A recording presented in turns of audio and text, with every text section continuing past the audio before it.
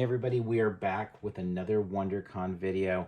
We've got our trusty wand here because in the past when we've done these floor videos, you guys have preferred that over the action figures, even though I prefer the action figures. But we're going to take a look at the floor here for WonderCon 2022. It's definitely a different type of year. If you watched our visual guide, we kind of already addressed off the top is just kind of, before anything, just kind of giving some perspective on a year ago, like it never felt like we were going to have a convention ever again. I mean, we weren't even eating outside at fast food restaurants or things like that. So a year later, we've got our WonderCon back. We're so excited that Comic-Con International is throwing this show, but it is a little bit different. You're not going to see a DC on the floor. That's a big loss. We don't see an IDW or an Image or bait. I mean, there's a lot of vendors that we love that just are not there, but there's also a lot that we love that are there. We want to kind of highlight those.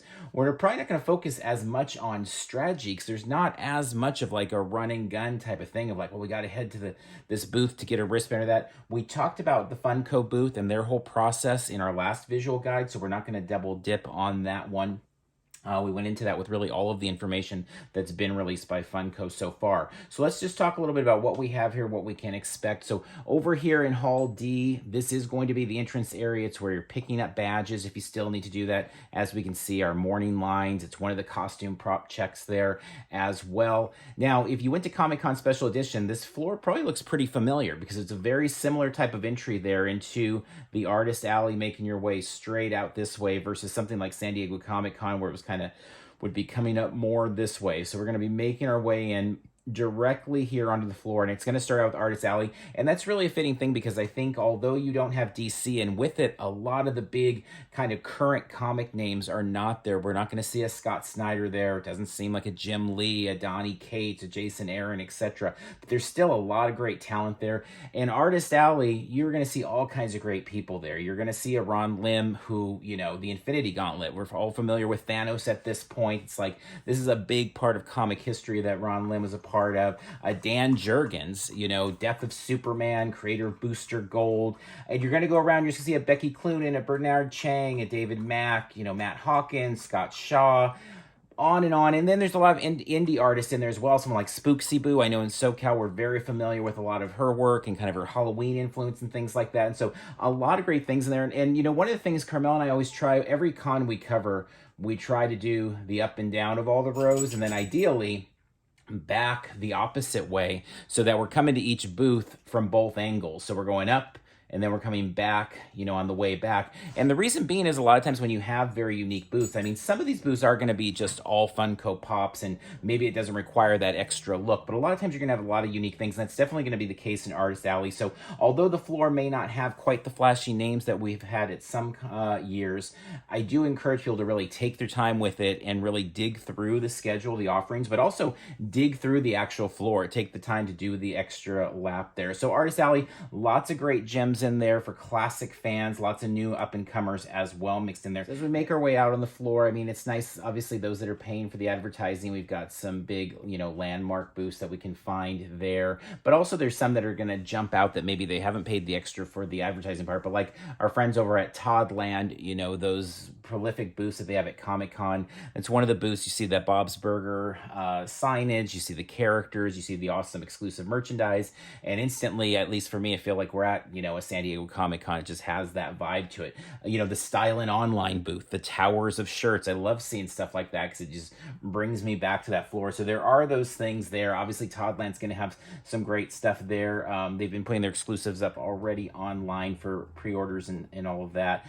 Fake Pins over here, another one, not advertising, but a big name booth for a lot of people. That's going to be up there near Funko territory in terms of like a must-stop checkout booth there. They've got a really small little corner over here at 1837 right across from the signing areas there. Now, I wanted to point out on the comics side, I know we don't have DC, we don't have IDW, we don't have some of these big names, and it's unfortunate. I really love seeing them there, but I highly suggest checking out Aftershock. They're right here at 1301. They're going to be next to Bandai.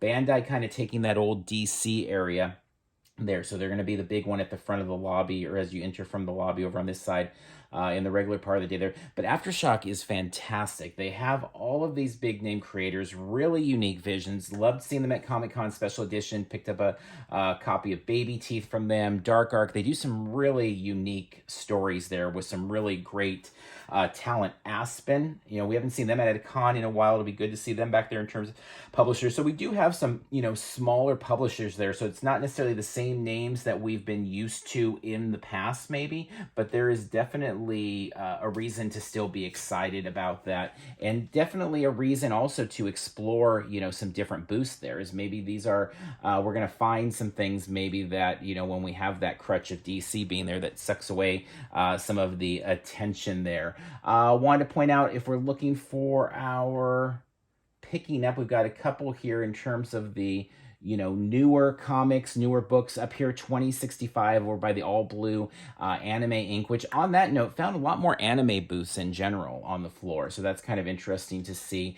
We have seen a big boom, over here local anime as well. We've seen a big boom at the anime cons lately, and it feels like we've got a lot of that making its way onto the floor here too. But the J Brothers from Amazing Comic Con, they're going to be up here with their big booth. They've got all sorts of great trades. They've got great prices. They've got a really awesome set of wall books behind them that you can check out as well. Down here also, 2218, Jeff Granito. If you are a Disney fan, you might be familiar with his art. It's all over the place at Wonderground and Downtown Disney, inside Disneyland. You're going to see a lot of art on display, even though it's not quite an artist alley here. These are some of the artists that are going to be having those bigger booths there. So as you're darting into your Toddlands, into your Fig Pins, your Styling Online shirts, make sure to take some time and check those out as well. Now, interesting up here, the dealers zone here, this is a lot of signings, and these seem to be a lot of the, for us in Southern California, a lot of the people we see a lot, like a Bobby Clark, for example, the Gorn from Star Trek.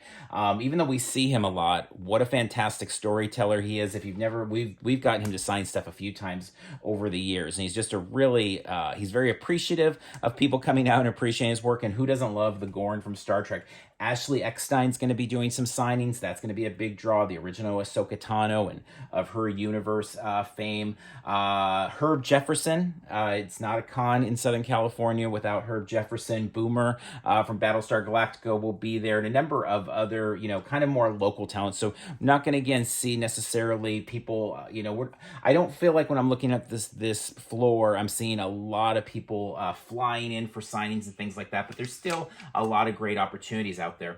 Now, in that vein, in terms of, coming out and making that big presence, though, it is important to note Bandai, that's a big presence on the floor. We saw them have an extended presence at a few cons so far since the kind of reopening. And again, that kind of fits in that whole anime vein. Is everything we've seen related to anime, the cons have been bigger and busier than ever. So that's going to be a little bit of a different front up there, but still something worth checking out. Their displays are great. They've got some awesome figures and all of that there. Comic-Con Museum, big fan of that addition to just the San Diego scene in general, and be cool to check them out and see what they have over there. We've got the photo areas. This is returning from Special Edition. I would imagine it's going to be very similar to that, where there's going to be different photo backdrops. Might be a good place to catch cosplayers. Although remember, if you haven't been to WonderCon before, out front by that fountain, the cosplay is going to be prolific. There's going to be such incredible cosplay throughout the weekend, and you're sure to see it all out there.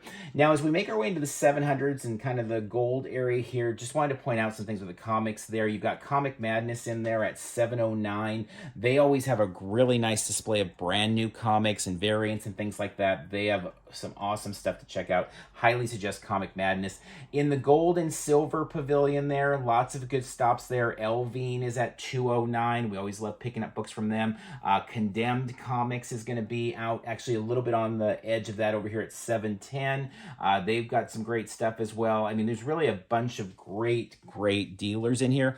But one thing to note with all of the booths, vending at WonderCon is not the cheapest of shows. It's not the same as going to like a one-day show like a Near Mint Sundays that we covered recently or things like that. So the booths do cost more, and that means that, you can expect you're going to be paying a little bit more for some of these books and stuff. So please try to keep that in mind as you look. And, it doesn't do any good to look up on the phone and see that something is, $10 less on eBay. So you got to remember how different it is for these people that are putting all the work in for their weekend to be down here and be doing all of that work to kind of make the show show come alive.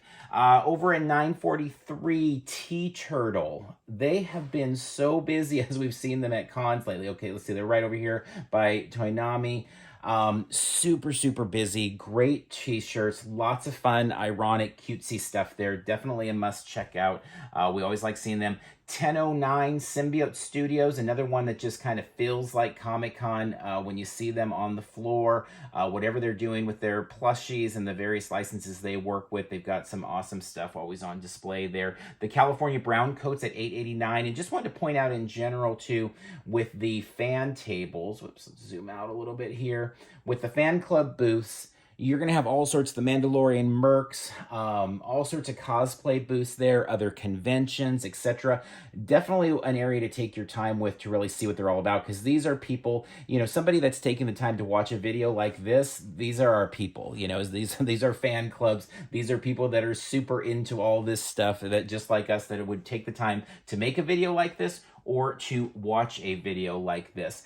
1221, if you're looking for any newer toys, you know, your Marvel Legends, your Black Series, Star Wars, etc. 1221 is over here. And we've got Mighty pins and collectibles. They are always a great addition on the floor. We just love, you know, shopping from there. Their prices are always pretty fantastic. Relative to, again, having to be at a convention and all the things that go along with those types of conventions and stuff. So all in general in this area here, you have a lot of, you know, dealers that are kind of selling, you know, again, like a local anime is another one. They're selling more modern stuff, not seeing as much vintage stuff in general. There are definitely a few booths on the floor that have the vintage, but not quite as much as we might come to expect at some of the smaller cons that are a little bit cheaper to have. Now, I did want to point out, too, the Mouse Droid builders will be here. The R2 builders will be here. The Wall-E droid builders will be here. If you went out to LA Comic-Con this last year, those droid builders just kind of dominated the show with the cosplayers. And even though you did have a big Hollywood presence with all sorts of great panels, having those droids making their way around the floor, they added so much life to it, you know. So not to say who needs a DC Comics, because I'd love to see DC be here and Warner Brothers and all of that. But I will say this, having the droid builders and the cosplayers is going to make makes a big difference in a con and just adds so much extra life to everything there. And so we love seeing them when they're on the floor. And we've got some of those booths up here in the dealer areas. 1092, I believe it's right there. The map in general, it's really hard as you zoom in. We looked on this on various phones and computers and stuff, and it's a little bit obscured, the version that we have up now as we're recording this today. Small press. Again, much like Artist Alley, you are going to find, and really, you know, also like the fan table stuff, is you just got such a love for the art and the medium. And again, if there's any area, to me, Artist Alley and then Small Press, these are the areas where these booths are worth hitting twice, coming from both angles. You're going to find incredible t-shirts, independent comic imprints, all sorts of great stuff, all in this area. You may find your new great thing. If you're newer to the convention scene, I mean, I remember we weren't new to conventions, but we had been out of, you know, I was out of comics. There was like a dark period there of, I don't know, 5-10 years or something, I feel like, before maybe, you know, 08 or so, maybe from the late 90s to 08. And when we came back on the scene, one of the things I really loved was going to a small press or an Artist Alley, finding someone like a Joshua Fialkov and reading something like Elk, or, you know, things that he was involved with, Last of the Greats, etc., that weren't the big DC or Marvel thing. And then eventually got back into all the DC Marvel stuff I always was, and Image and, you know, Top Cow and Dark Horse and everything else. But this could be a great entry point if you haven't been as much into comics. You know, find your next love here in small press or one of these areas of something that you can really follow along with and own. Particularly, you know, we hear sometimes people having a little bit of like superhero fatigue or things like that. Comics come in all shapes, forms, and sizes. There are so many stories out there, and they can be found in this small press area as well. Now, remember, on the food, you do have some food options in the convention center. We've got our lounge areas where there's going to be seating. This is open air, so you can sit outside there. But also remember, in front of the convention center, if you watched our other video, we should have some food trucks out there as well. So that's another option for your food. Remember, try not to wait too long. I mean, that's just a suggestion in general for conventions. There's usually some place you can find not too bad of a line for food, and it may not be here. That said, normally what we find of these booths, these two normally are the busiest. This is normally the least busy.